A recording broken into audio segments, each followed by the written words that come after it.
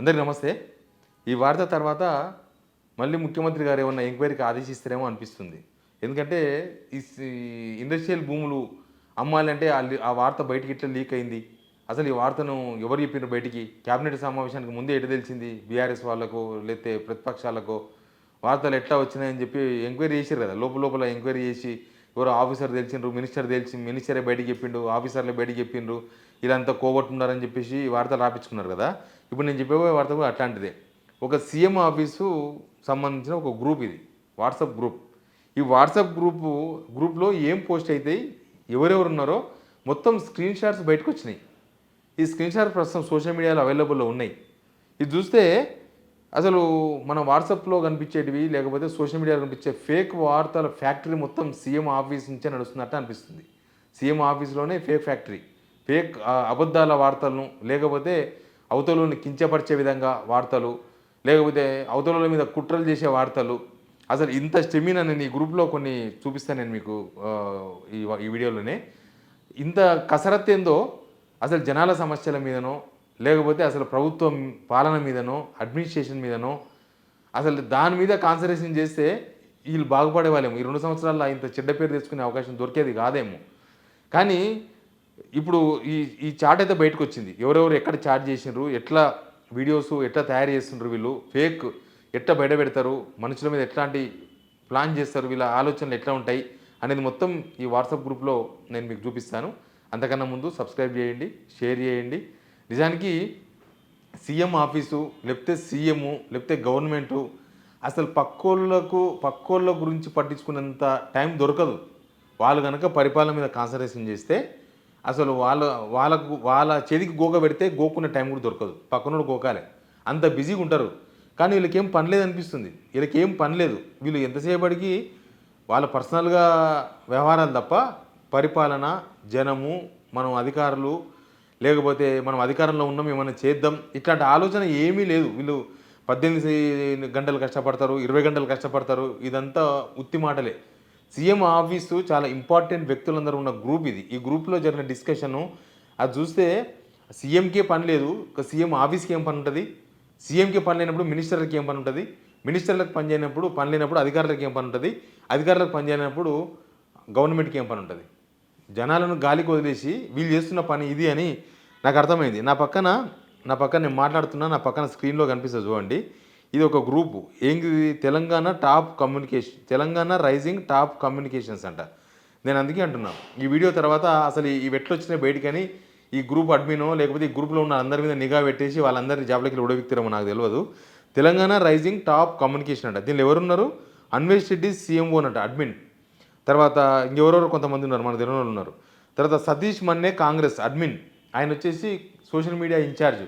అసలు మొత్తం social media factory అంతా ఆయన దగ్గరనే ఉంటుంది. ఈ ఫేక్ వార్తలు నా మీద కూడా చాలా వార్తలు పుట్టించారు కదా, ఫేక్ వార్తలు రకరకాల పేపర్లు, తెలుగు స్క్రైబ్ అనే పేరుతోన లేకపోతే ఇంకే రకరకాల పేపర్లతోన రకరకాల బురద చల్లడం, లేకపోతే అవతలను ఇబ్బంది పెట్టే విధంగా పోస్టులు చేయడం అంతా మన్నే సతీష్ ఆయన ఆఫీస్ ఆకాభవన్లో ఉంటుంది.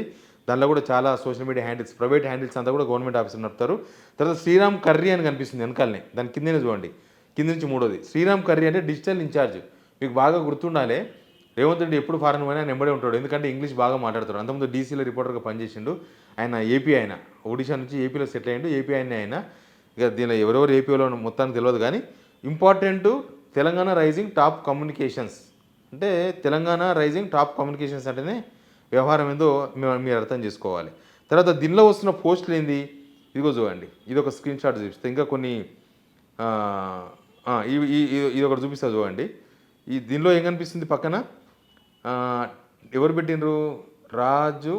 రాజా ఆకుల అని దాన్ని పెట్టిండు ఎవరో ఆయన. దానిలోనే ఇంకా టాప్ అంట. టాప్ అంటే టాపే. టిల్లుని ఎత్తేశారు అని కేటీఆర్కి సంబంధించిన ఒక వీడియో పెట్టినట్టుగా ఆ గ్రూప్లో కనబడుతుంది, పోస్ట్ చేసినట్లుగా. తర్వాత నేను మాట్లాడేది కేటీఆర్ వింటున్నాడు అంటే ఫోన్ ట్యాపింగు సంబంధించి ఆయన వింటున్నాడు అని ఆడ సిట్టే తెలుసలేదు.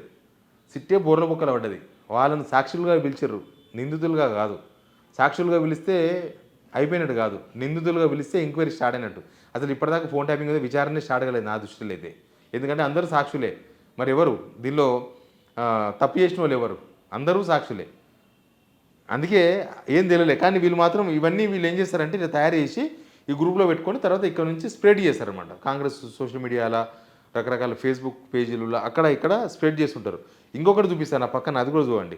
దానిలో ఏం కనిపిస్తుంది, ఉల్టా చోర్ కొత్వాల్ ఎవరో బాసిత్ అనే అతను పెట్టుకున్నాడు, పోస్ట్ చేసిండు. దానిలో ఉన్నాడు ఆయన కూడా అడ్మినే, మరి దానిలో ఇంపార్టెంట్ పర్సన్ ఏమో మనకు తెలియదు. ఉల్టా చోర్ కొత్వాల్ డాంటే అట్టనే ఉంటుంది. కేటీఆర్ హరీష్ తీరు ఫోన్ ట్యాపింగ్ చేసింది మీరే, సమర్థించుకుంటున్నది మీరే, ఇప్పుడు సిట్టును తప్పుపడుతూ పోలీసులను బెదిరిస్తూ అని ఏదో ఒక పోస్ట్ తీసుకొచ్చి పెట్టినారు. ఈ నాకు తెలిసి దీనిలో మీకు పక్కన కనిపిస్తున్న ఒక 2-3 పేపర్లు కూడా కనిపిస్తున్నాయి. దానిలో కూడా అట్లాంటి వార్తలే రాపిస్తుంటారు అనమాట. వీళ్ళే రాపించి వీళ్ళే షేర్ చేసి వీళ్ళే ఎక్కడెక్కడ ఏ గ్రూపులో షేర్ చేయాలని బహుశా వీళ్ళే రాపిస్తారేమో. కానీ ఈ ఫ్యాక్టరీ, ఈ అబద్ధాల ఫ్యాక్టరీ కొన్ని వచ్చినాయి. ఎవరో మహాత్ములు కొన్ని స్క్రీన్ షాట్లు మాత్రమే బయట పెట్టినారు. అసలు ఇంకా చాలా ఉండొచ్చు దానిలో. ఎన్నో రోజుల నుంచి నడుస్తుంది ఈ వ్యవస్థ. అసలు సీఎం ఆఫీస్కు ఇట్లాంటి పనికిమాలిన విషయాలు తేల్చడానికి ఒక గ్రూప్ ఉంది కదా. ఏదైనా రైతులకి ఏదైనా చేద్దామని ఒక గ్రూప్ పెట్టుకోండి. లేకపోతే మనం ఇచ్చిన హామీలు అమలు చేయలేకపోతున్నాం కదా, వాటిని అమలు చేద్దామని దాని మీద ఒక గ్రూప్ పెట్టుకోండి. విద్యార్థులు చాలా ఇబ్బందులు పడుతున్నారు, సర్టిఫికెట్ అని కాలేజీలో మిగిలిపోయినాయి, మీరు డబ్బులు కట్టక ఫీజు రియంబర్స్మెంట్ చేయక, దానికోసం ఒక గ్రూప్ పెట్టుకోండి. రుణమాఫీ కానీ రైతులు ఉన్నారు వాళ్ళ కోసం ఒక గ్రూప్ పెట్టుకోండి. లేకపోతే రైతు భరోసాకు ఒక గ్రూప్ పెట్టుకోండి. లేకపోతే ఇంకా ఏమేమి ఇష్యూస్ ఉన్నావో దానికి ఒక గ్రూప్ పెట్టుకోండి. అట్లాంటివి చేయాలి. కానీ ఈ పనికిరాని పనులు ఎందుకు అంటే, ఇందుకే ఈ గవర్నమెంట్ 2 సంవత్సరాల్లో ఇంత వ్యతిరేకత ఎందుకు మూట కట్టుకున్నదంటే, యథా రాజా తథా ప్రజ. రాజు ఎట్లా ఉంటాడో రాజు దగ్గర పనిచేసేవాళ్ళు గట్లే ఉంటారు. రాజు గట్లే ఉన్నాడు, రాజు కింద పనిచేసేవాళ్ళు, ఆ సీఎం ఆఫీసులో పనిచేసేవాళ్ళు మొత్తం కూడా ఇట్టే పాడై ఉన్నారని అర్థమవుతుంది. వీళ్ళ పని ఏంది, వీళ్ళ కథ ఏంది, వీళ్ళ బాధ్యత ఏంది, వీళ్ళందరూ ప్రభుత్వ జీతాలు తీసుకుంటారు నాకు తెలిసి. అంతే, రేవంత్ రెడ్డి జేబులకి ₹1 కూడా ఎవరికి. ప్రభుత్వ జీతాలు తీసుకుంటారు వీళ్ళందరూ. తీసుకొని వీళ్ళు చేసే పని ఏంటంటే, అన్నీ అవతలోల మీద ఎట్లా రాయేయాలి, యువతలోల మీద ఎట్లా రాయేయాలి, వాళ్ళని ఎట్లా గబ్బులేపాలి, ఇదే పని. అసలు వీళ్ళకి అర్థమైతే లేదు. వీళ్ళు ఇంతకాలం ఈ 2 సంవత్సరాలు కూడా ఎంతసేపటికి ప్రత్యర్థులు ఎట్లా వెంటాడదాం, ప్రత్యర్థుల మీద ఎట్లా బురద చల్లుదాం, ప్రత్యర్థుల మీద ఏం అభాండం లేపుదాం. ఇప్పుడు ఫోన్ ట్యాపింగ్ జరుగుతలేదా, వాళ్ళని పిలిచేది సాక్షులుగా, ప్రచారం చేసేది నేరస్తులుగా. మొత్తం టీవీలలో బ్రేకింగ్లు, పేపర్లు వార్తలు వస్తుంటే అబ్బా అయిపోయింది అనిపిస్తుంది. ఏమీ కాదు, వాళ్ళని పిలిచింది సాక్షులుగా. సాక్షిగా పిలిస్తే ఎట్లుంటుందో, నేరస్తులుగా పిలిస్తే ఎట్లుంటుందో ప్రజలందరికీ తెలుసు. ఎందుకంటే ఆల్మోస్ట్ అందరికీ ఇంతో అంత ఎక్స్పీరియన్స్ ఉంటుంది.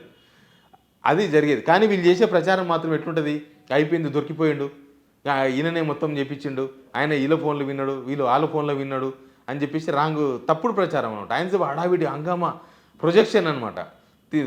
తీసుకుపోయేదేమో సాక్షిగా, పిలిచేదేమో సాక్షిగా, ప్రచారం చేసేదేమో నిందితునిగా. కాబట్టి ఇట్లాంటి పనికిరాని విషయాల మీద కాన్సన్ట్రేషన్ చేస్తున్న సీఎం ఆఫీస్ అనేది క్లియర్గా అర్థమైపోయింది. అంతకుముందు సీఎం ఆఫీస్లో ఏం జరిగిందో మీకు చాలా విషయాలు చెప్పిన, చాలామంది ఆందోళనలు పెట్టుకున్నది చెప్పిన, ఒక ఎవరో ఏ పదవి లేకుండా ఎస్ లేడీ బాస్ అని అంటున్న విషయాలు నేను చెప్పిన. లేకపోతే దానిలో రేవంత్ రెడ్డి వెనక తిరిగేది ఆయన పోలీసు వాళ్ళని పిలిపించుకొని పోలీసు వాళ్ళు ఆయన బాస్ అని పెట్టుకొని తిరుగుతున్నాడు అని ఆ విషయాలు చెప్పిన. లాస్ట్కి ఈ వీడియోలు కూడా బయటకు వచ్చినాయి, ఈ స్క్రీన్ షాట్లు కూడా బయటకు వచ్చినాయి. అసలు ఏమనాలనో కూడా అర్థమైతే లేదు. వీళ్ళు మార్పు అని వస్తే అసలు వీళ్ళు ప్రతిపక్షాలను పట్టించుకోకుండా పనిచేయాలి, ప్రతిపక్షాలు మిమ్మల్ని పట్టించుకోవాలి. అసలు ప్రతిరోజు వార్తల్లో బీఆర్ఎస్ను వార్తల్లో ఉంచేది కాంగ్రెస్ లీడర్లే. అసలు వాళ్ళు ప్రశాంతంగా పండుగ అని చెప్పేసి 3 రోజులు ఇంట్లో ఉంటే కూడా కాంగ్రెస్ వాళ్ళే వీళ్ళని తీసుకొచ్చి వీళ్ళ మీద ఆరోపణలు చేసో, లేకపోతే వీళ్ళని అది చేసో, లేకపోతే విచారణనో నోటీసులు అన్నో. నిన్న చూడలే, జనవరి 26 నాడు సంతోష్కు నోటీస్ ఇచ్చారు. జనవరి 26 అందరూ జెండా ఎగరేసి ప్రశాంతంగా ఉన్న టైంలో అందరికీ, అంటే ఒక్కరోజు కూడా జనాలలో బీఆర్ఎస్ మీద చర్చ లేకుండా ఉంచే అవకాశాలు లేవు ఈ గవర్నమెంట్కి. ఈ గవర్నమెంట్ చేసిన మంచి పనుల మీద 1 గంట కూడా ఎక్కడ జనాల్లో చర్చ జరుగుతలేదు. ఎందుకు అని అంటే వీళ్ళు చేసే పనులు ఇవే. కానీ సీఎం ఆఫీసులో టాప్ లెవెల్లో ఉండే వాళ్ళు ఏర్పాటు చేస్తున్న గ్రూపులో ఉన్న పోస్టులు, స్క్రీన్ షాట్లు బయటకు వచ్చినాయి అని అంటే ఇక వీళ్ళు గవర్నమెంట్ ఏం నడుపుతారు. మీరు క్రియేట్ చేసుకున్న గ్రూప్ విషయమే బయటకు వస్తే, అవే స్క్రీన్ షాట్లు అన్నీ రోడ్ల మీదకి వస్తే మీరు పరిపాలన ఏం నడుపుతారు, మీ పరిపాలన వ్యవహారం ఏంది, అసలు మీరు ఏం చేద్దాం అనుకుంటున్నారు, ఏం చేయలేకపోతున్నారు, ఎందుకు? చాలా వాళ్ళ ఇంటి ఇష్యూ కదా. సీఎం అంటే సీఎం నడిపే ఆఫీసు, సీఎం హెడ్ దానికి. ఆ విషయాలే ఇట్లా బయటకు వచ్చేసినాయంటే మీ దగ్గర బ్లాక్ షిప్స్ బాగున్నారని అర్థమవుతుంది. బ్లాక్ షిప్స్ అంటే మీతోనే పనిచేస్తారు, గవర్నమెంట్ జీతం ఇస్తే తీసుకుంటారు, కానీ మీరు పనిచేసే తీరు వాళ్ళకే నచ్చలేదు. ఇంకా జనాలంత దూరం, చాలా దూరం. మీ ఆఫీసులో పనిచేసే వాళ్ళకే మీ విధానాలు నచ్చకపోతేనే కదా ఇవన్నీ బయటకు వచ్చేది. ఎట్లొస్తాయి? ఎవరో ఒక అసంతృప్తి ఉంటేనో, ఎవరికో బాధ ఉంటేనో బయట పడేస్తారు. బట్ ఏం జరుగుతుందో చూద్దాం. ఈ వీడియో తర్వాత మళ్ళీ ఏమి ఎంక్వైరీలు చేస్తారో. ఎనీవే ఇది వ్యవహారం, సీఎం ఆఫీస్లో జరుగుతున్న వ్యవహారమే ఇది. ఇంకా తెలంగాణ రాష్ట్రం ఎట్లా బాగుపడుతుందో మీరు కామెంట్ చేయండి. Please subscribe.